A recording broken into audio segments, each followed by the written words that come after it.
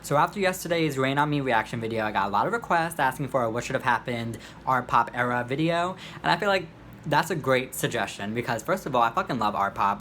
Let's get into the situation that before you do a What Should Have Happened, obviously you need to look at the album and the quality of the album first and foremost. And prior to Contrary Belief, Miss Artpop is that album. I don't really give a fuck what anyone has to say about the situation. Listen to the album. The album is actually great. Pull away the shroud of whatever the fuck was going on during that era, because that era was a hot fucking mess, and we will definitely get into that. But the album itself, I think, was really futuristic. And was really, it is timeless to me. Like, okay, I know a lot of people love to listen to the album and they're like, oh my god, this is just EDM, like, it was very of the moment, but I totally disagree with that. Yes, it was very EDM and very dance, obviously, but it was like a trend-setting EDM. I don't know a lot of the EDM songs that were coming out in 2013, 2014, 2012, those years that sound like Artpop. Those sounds were really like big and bombastic, and like she always had like, she had like soft melodies on like these huge ass fucking productions, and the productions were so crazy to me. They were not like your typical boom, boom, boom. Like, it was like very chaotic, very crazy. I have a whole Artpop album review up, so if you want to see that, then you could definitely get into that. But to me, the album itself was so fucking beyond anything that I could have needed. To me, if you like Born This Way, I know a lot of the girls stand Born This Way. They love Born This Way. I don't understand how you could love Born This Way and not at least have an inkling of like for Artpop, so let me explain. To me, Born This Way is like the gothic, dark version of Artpop. Does that make sense? Like, they're both really big and have like these really aggressive beats, and they really get you in the mood to beat a bitch up. To me, like, it's very like you want to go to the gym and like just like pump some iron, like something crazy, like it's really cardio, like energetic, like really exciting. But to me, Born This Way is more dark, while Artpop is like the rave version. Like, you want to go into the sun and rave it up and have some fun. Born This Way album, you want more like, I don't know, like I'm just picturing like really horror-esque gothic type of things, because that album is very dark. But to me, Artpop is very light, and they're both just like really big, so I don't really understand the discrepancy for the girls who don't love both of them, because I feel like they're kind of similar in a way. But to me, Artpop is iconic. So let's hop right into the era situation. So Artpop started off a fucking mess just from the jump, from day one. I remember day one, it was like July, and she had announced that the app was coming out. The Artpop app was coming out in like September or October or some shit that she promised that never actually unfolded the way it was supposed to. But I do remember it, when the press release came out, it came out for this picture, which to me, this aesthetic, this whole Artpop aesthetic, and these two pictures, like that whole Artpop photo shoot should have been the aesthetic for the whole album. Like, I did not appreciate the Artpop album cover, that marble statue. Like, it's hideous. It's ugly. It's not appealing. No one's gonna want to buy the album looking at that album cover, to me, in my opinion. So I didn't really care for that, but I did love the rest of the photo shoot. So first of all, the art direction was there. It was just not executed correctly. Why are we doing this marble statue album cover when the rest of it is so much more stunning to look at? Okay, so first of all, album cover, hideous. But besides that, so girl, she gets into this app.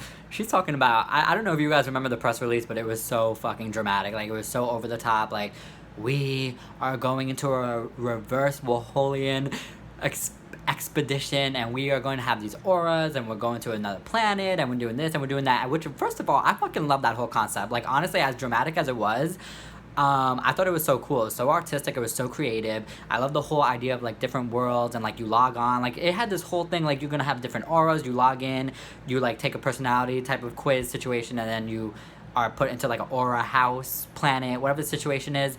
And I don't know, it really was like, the way it was hyped up made it sound like it was gonna be fucking iconic. And I really wish that they had fleshed that whole concept out.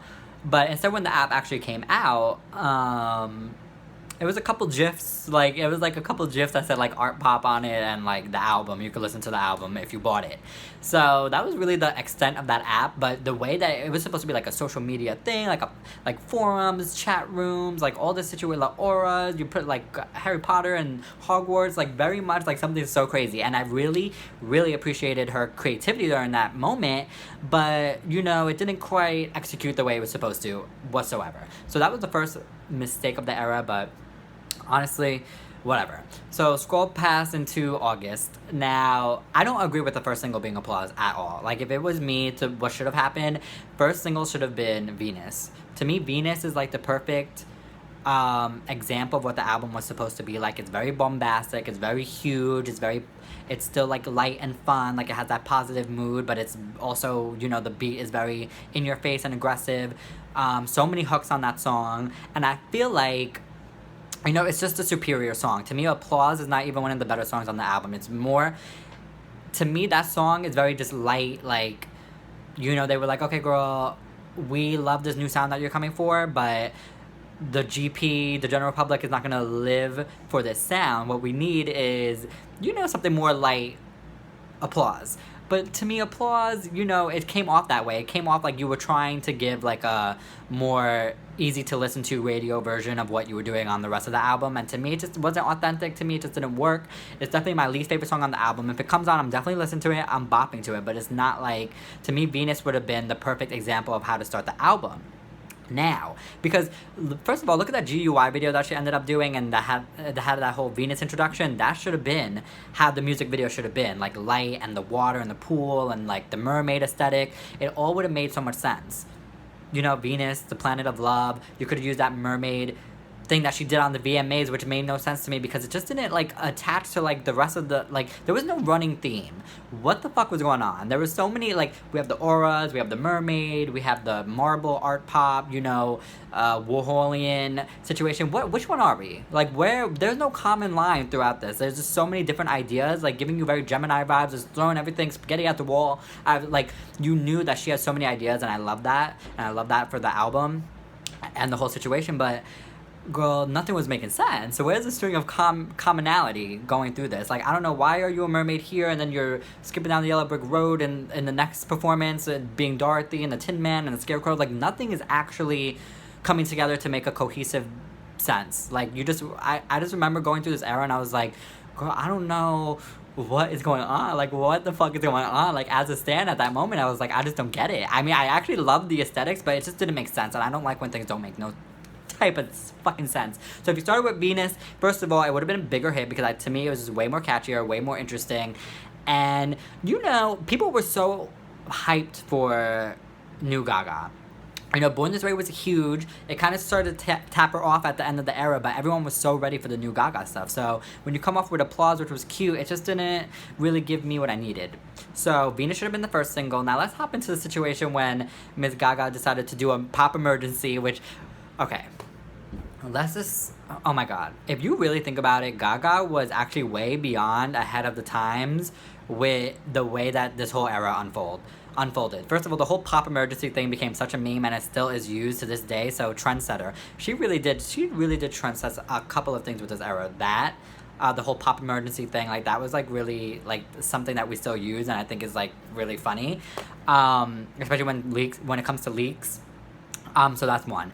Two, when she had her whole fucking meltdown on Twitter, like, don't call me fat, like, Gaga's fat, Gaga's a flop, Gaga is not number one on iTunes. Like, I remember everyone was watching that and they were like, what the fuck is going on? Like, no one was sure, is this an actual meltdown? Is this her being ironic? Like, looking back on it, and even then, I knew it was supposed to be ironic, but, like, at the same time, it was kind of a meltdown. Like, it was like a it was a planned chaotic meltdown, but to a lot of people I think it just looked like she was becoming unhinged, so that was kind of a mess. But that, again, is like very of the now. Like, that is something that an artist would do nowadays, except make it very calculated, and it comes off inauthentic. But I felt like Gaga was like the first to like really do something like that. Does that make sense? Like, I felt like that whole moment was like something that would totally happen in this time and age, except, you know, not as real. So I thought that was fucking funny. And the whole app thing, like, she really came, if that app was actually smart, like, created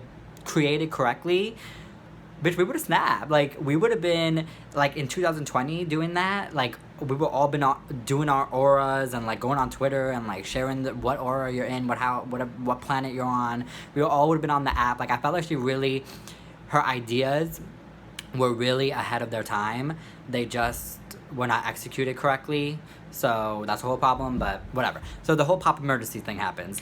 Now, that was, to me, that could have rolled off kind of cool it could have been like a Kanye West versus 50 Cent thing, like something for the culture, like something for us all to fight over and like kind of like increase sales for everybody because everyone's just like invested and interested in it. But the problem became that Applause was not out. Like, Applause was not set for release. So when you did this whole emergency thing, like, oh, we're releasing now, when Katie had just released her single, it just set the tone off wrong. Like, it just wasn't what needed to be done at that moment. I get it, the song leaked, but I'm just talking about the way that the public will look at it. It just makes you look a little desperate, like, oh, she's trying to start a situation that didn't need to be started, like taking away the shine. Like, that's what was the public's perception at the time. Like, oh, she just wants all the attention, so of course Katie releases her song and now she has to jump into the situation, which I don't think was exactly the thing. I think that the song leaked, so like you kind of had to get a hold of it, but she's still leaking left and right. Like, 8 years later, I need you to lock and key your songs, because I'm so sick of the leaks, like left and right. How many times is it gonna happen? All the time. Like, keep a hold of your shit. That's it. Keep hold of your shit. I don't know who's your manager, I don't know what's going on, but these songs are just floating all over the universe. Like, come on, rein it in. So, I don't. If it was a perfect world, Venus would have been the first single. You would have released it like a week before the VMAs, or like a couple days before the VMAs, just, or whatever the situation was, just not on the same week of Katy Perry. Maybe the week after, whatever the situation is, and have the video be like something like GUI, where it's like very light and watery and romantic and fun, and just like really gorgeous to look at. And then the mermaid aesthetics would have made sense with the VMA performance, which I would have made the VMA performance even bigger. Especially with a song with Venus, it would have worked. I mean, you could have had the planets on the stage, and you could have been like, who knows? I mean, you could have came up with so many different ideas. Because I felt like the Applause video, the video and the performance on the VMAs were, they just weren't totally super exciting, and we were expecting something bigger from her for her big comeback at the time. So Venus would have been the first single to me. And then also, because now I'm going back to September 2013, and I'm remembering, the antics, like, when she did that performance, like, throwing up on herself. I just felt like, it just became too much. Like, everything kind of came off like it was just coming off a shock factor, in my opinion. I didn't really care for all that. It was just, like, really chaotic. Like, do you know what I mean? Like, I feel like the GUI video was a perfect example of how the era should have started. Because it was very out there, it was very artistic, it was very interesting to look at, the visuals were awesome, but it made sense, and it didn't feel like, I'm just doing some crazy ass shit to like make everybody talk, you know what I mean? It was just more interesting just the way it was. So, girl, I mean, she was throwing up on herself. I said, girl, what is going on? Like, she's stressing me out. She was stressing me out during that era. She was really stressing me out. Okay, so second single to me should have been Do What You Want, which is the way it happened, but first of all, we should have not had no R. Kelly on it. Like, that was a big problem. Why would you have this person who is, being berated for being, like, a fucking rapist? Like, and I understand that became more of a thing, like, in these past years, but everyone knew it at the time. He was pissing on Aaliyah, whatever he was doing, married to Aaliyah, all peeing on everybody. Like, girl, what the fuck is this? Why would you make a song about Do What You Want My Body, which obviously was not meant to mean, like, rape me, but, more like, you can do what you guys can have your public perception of me, but I own my mind, which I love the whole theme of that song, and I love the fucking song itself. But with R. Kelly, was a big no. The music video that never came out, thank God it never did. I don't know. I remember, like, seeing, like, a minute of it, and she's, like, on a hospital bed. Like, I don't know what the fuck was going on. Like, what was going through her brain? What was going through your brain? I don't know what was. I know that there was, like, a whole management thing, and maybe she was not in her right state of mind. I don't really know the whole situation, but if you guys could let me know, then definitely let me know. Let me know the whole shebang in the comments, because I don't know exactly what was going on, but I do know it was a hot mess. So Do What You Want would have been my second single. So first single, Venus. Second single would have been Do What You Want, and I definitely would have had Christina Aguilera as a duet partner from the jump. No R. Kelly. Christina should have been the duet, and I think that would have been awesome, because you know what? You would have had the big first single, then the second single kind of slowing things down, more R&B, kind of putting you in a different image. To me, Artpop has a lot of songs that they have different sounds. Like, obviously the whole album is just EDM, straight up, really dance. But to me, at this point in your career, there's like two schools of thought with marketing or doing an album promotional cycle, whatever the situation is. And that would be that you either release the songs that people are used to knowing from you, like, oh, you're a dance artist, so just keep releasing the dance songs because that's what they want from you. Or, and this is my opinion is better, is to release songs that are, you know, they are kind of similar, that you're not totally straying off the path, but are still different in genre. Like, she never had, like, an R&B track, like, Do What You Want, but still mixed with, like, that pop dance type of sound. You know what I mean? So I felt like that was perfect. Would have been a big hit if it was with Christina, released with an actual music video, and didn't have all that hoopla around it. You know what I mean? So, and then premiered on The Voice together in, like, November, like, right before the album release. Boom! That would have been a fucking smash hit, and so would Venus. So at this point, we would have been rolling in the hits, in my opinion.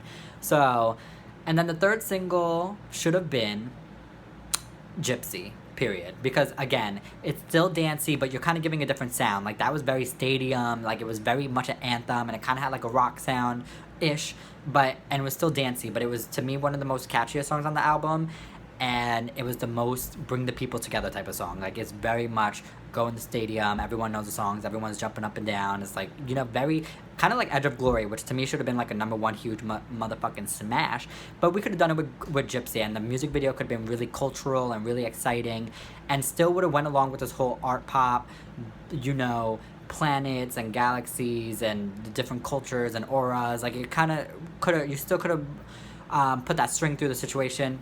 I don't know why the fuck I keep using the word situation, but, you know, it would have made more sense. So to me, Gypsy would have been a huge fucking single, should have been the third single, and it really would have started 2014 right.